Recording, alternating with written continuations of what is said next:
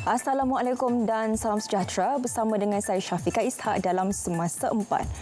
Seorang selebriti mengaku tidak bersalah di Mahkamah Session Johor Bahru atas tuduhan membuat kenyataan jelik di laman Facebook terhadap Tunku Mahkota Johor, Tunku Ismail Sultan Ibrahim 8 Mei lalu.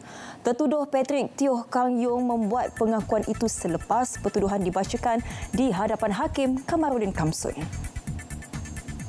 Mengikut pertuduhan, dia yang juga seorang juruhebah sebuah stesen radio dituduh memuat naik kenyataan dengan niat menyakitkan hati. Pertuduhan mengikut subsection 233-1-A Akta Komunikasi dan Multimedia 1998-Akta 588 dan boleh dihukum mengikut subsection 233-1 Akta yang sama. Sabit kesalahan boleh didenda tidak lebih RM50,000 atau penjara tidak melebihi setahun atau kedua-duanya. Hakim menetapkan denda RM10,000 dengan seorang penjamin manakala 20 Julai bagi serahan dokumen. Yang di-Pertuan Agong Al-Sultan Abdullah Riayatuddin Al-Mustafa Bilal Shah menzahirkan rasa prihatin dan sokongan baginda kepada rakyat Palestin yang terus dijajah dan ditindas rejim Israel. Baginda menyuruh seluruh rakyat Malaysia tanpa mengira bangsa dan agama untuk mendoakan agar rakyat Palestin dilindungi dan tanah air mereka dibebaskan dari penjajahan. Baginda menitahkan agar masjid-masjid dan surau-surau dalam negara mengadakan solat sunat hajat dan doa selamat. Baginda juga menyokong pendirian kerajaan Malaysia dalam mengecam dan menolak pelan rejim Israel untuk mengilhakkan sebahagian tanah Palestin yang ditakluki Israel termasuk Lembah Jordan. Seri Paduka Baginda juga menyokong usaha Malaysia untuk terus bekerjasama dengan negara anggota Pertubuhan Kerjasama Islam OIC dan masyarakat antarabangsa yang jelas menentang pelan rejim Israel. Baginda juga menzahirkan harapan agar seluruh rakyat Malaysia terus memperjuangkan prinsip keadilan, hormat menghormati di samping menolak serta menentang sebarang keganasan dan kezaliman.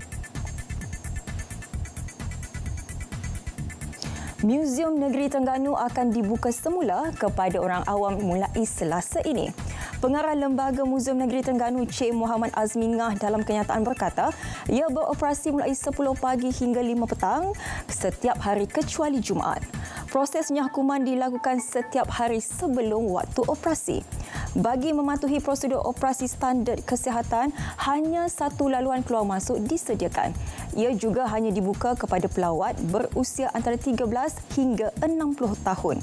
Pengunjung dikehendaki menjalani saringan suhu badan, memakai pelitup muka dan patuh penjarakan sosial. Sistem nombor giliran akan digunakan mengikut jumlah pelawat ditetapkan.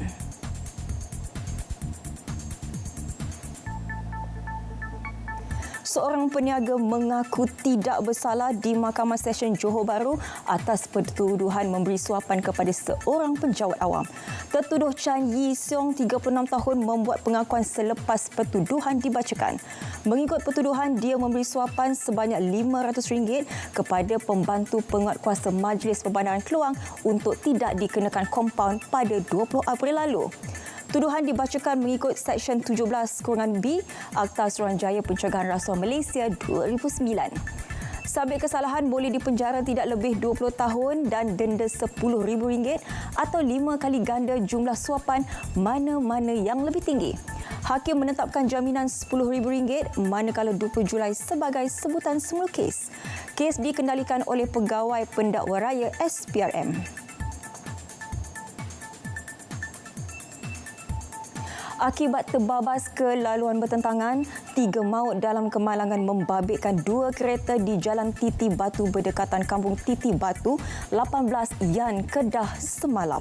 Ketua Polis Daerah Yan DSP Shahnaz Akhtar Haji berkata, penumpang hadapan Protong Iris dikenali sebagai Muhammad Yusof Rosli, 31, meninggal dunia di tempat kejadian. Manakala dua lagi mangsa iaitu pemandu kereta potong iswara Muhammad Azman Gul Khalid 17 tahun dan penumpang hadapan kereta terbabit Nurul Nabila Asmadi 18 tahun meninggal di hospital Yang. DSP Shahnas berkata jarak terlalu dekat menyebabkan pemandu Proton Iris tidak sempat mengelak lalu berlanggar dengan Proton Iswara berkenaan. Kemalangan turut mengakibatkan pemandu Proton Iris mengalami patah kaki manakala dua penumpang belakang Proton Iswara cedera ringan. Dengan itu sekian berita semasa 4. Salam hormat.